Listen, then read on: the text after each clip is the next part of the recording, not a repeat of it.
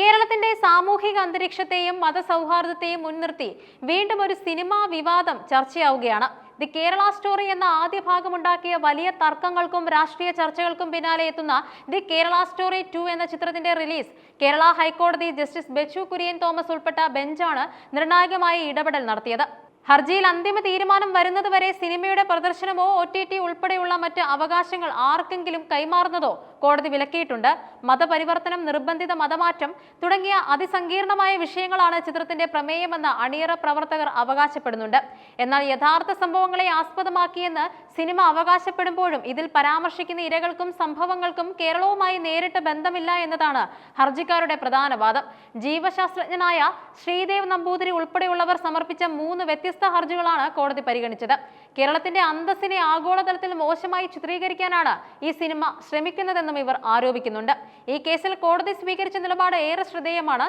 സിനിമയുടെ ഉള്ളടക്കം നേരിട്ട് കണ്ട് വിലയിരുത്താൻ കോടതി താൽപര്യം പ്രകടിപ്പിച്ചില്ലെങ്കിലും നിർമ്മാതാക്കൾ അതിനോട് അനുകൂലമായി പ്രതികരിച്ചില്ല എന്നത് ജഡ്ജിമാരുടെ നിരീക്ഷണത്തിൽ വന്നിട്ടുണ്ട്. ഒരു സിനിമ നിരോധിക്കുന്നത് ആവിഷ്കാര സ്വാതന്ത്ര്യത്തിന് വിരുദ്ധമാണെന്ന വാദം നിലനിൽക്കുമ്പോഴും ഒരു ജനതയെയും സംസ്ഥാനത്തെയും മൊത്തത്തിൽ അപകീർത്തിപ്പെടുത്തുന്ന രീതിയിലുള്ള ഉള്ളടക്കം ഉണ്ടോ എന്ന് പരിശോധിക്കേണ്ടത് കോടതിയുടെ കടമയാണെന്ന് ബെഞ്ച് വ്യക്തമാക്കുന്നുണ്ട്.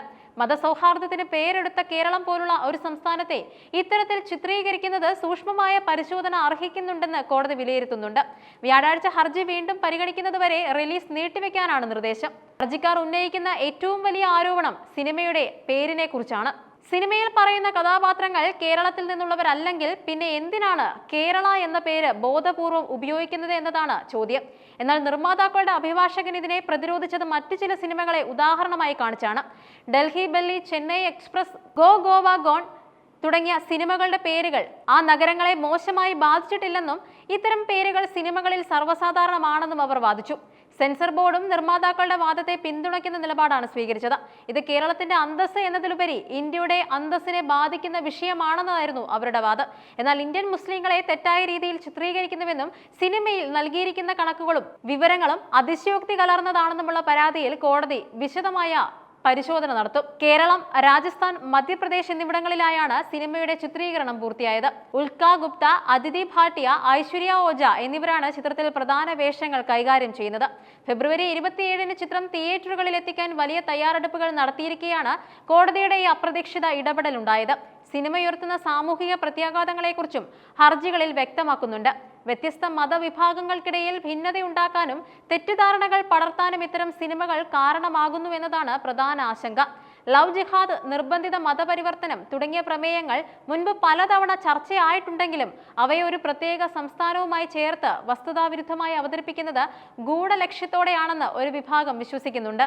വ്യാഴാഴ്ച രാവിലെ 9:45-ന് കോടതി വീണ്ടും ഈ വിഷയം പരിഗണിക്കും. സെൻസർ ബോർഡിന്റെ സർട്ടിഫിക്കറ്റ് റദ്ദാക്കണമെന്ന ആവശ്യവും കോടതിക്ക് മുന്നിലുണ്ട്. ചിത്രത്തിന്റെ റിലീസ് പൂർണ്ണമായും തടയുമോ അതോ ചില മാറ്റങ്ങളോടെ പ്രദർശനാനുമതി നൽകുമോ എന്നത് അന്നത്തെ വാദത്തിന് ശേഷമേ അറിയാൻ സാധിക്കൂ. സംസ്ഥാനത്തെ അപകീർത്തിപ്പെടുത്തുന്ന ദൃശ്യങ്ങൾ ഉണ്ടെന്ന് ബോധ്യപ്പെട്ടാൽ കോടതി കർശന നിലപാട് സ്വീകരിക്കാനാണ് സാധ്യത. സെൻസർ ബോർഡ് നൽകിയ അനുമതി ചോദ്യം ചെയ്യപ്പെടുന്നത് ബോർഡിന്റെ വിശ്വാസ്യതയെ ബാധിച്ചേക്കാം. നിർമ്മാതാക്കൾ സഹകരിക്കാത്ത പക്ഷം സിനിമയുടെ പ്രദർശനം അനിശ്ചിത കാലത്തേക്ക് നീളാൻ സാധ്യതയുണ്ട്. കലാപരമായ സ്വാതന്ത്ര്യം ഭരണഘടന നൽകുന്ന മൗലിക അവകാശമാണെങ്കിലും അത് മറ്റൊരു വിഭാഗത്തിന്റെയോ ഒരു സംസ്ഥാനത്തിന്റെയോ അന്തസ്സിനെ മുറിപ്പെടുത്തുന്നതാകരുത് എന്ന വലിയ സന്ദേശമാണ് ഈ കോടതി നടപടി നൽകുന്നത്.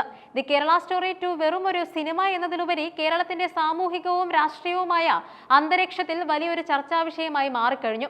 കോടതിയുടെ അന്തിമ തീരുമാനം കേരളത്തിലെ ജനതയും സിനിമാ ലോകവും ഉറ്റുനോക്കുകയാണ്. വ്യാഴാഴ്ചത്തെ കോടതി വിധി സിനിമയുടെ പ്രദർശനം മാത്രമല്ല, ഭാവിയിൽ ഇത്തരം വിവാദ പ്രമേയങ്ങൾ കൈകാര്യം ചെയ്യുന്ന സിനിമകൾക്കുള്ള ഒരു മാർഗരേഖ കൂടിയായി മാറിയേക്കാം.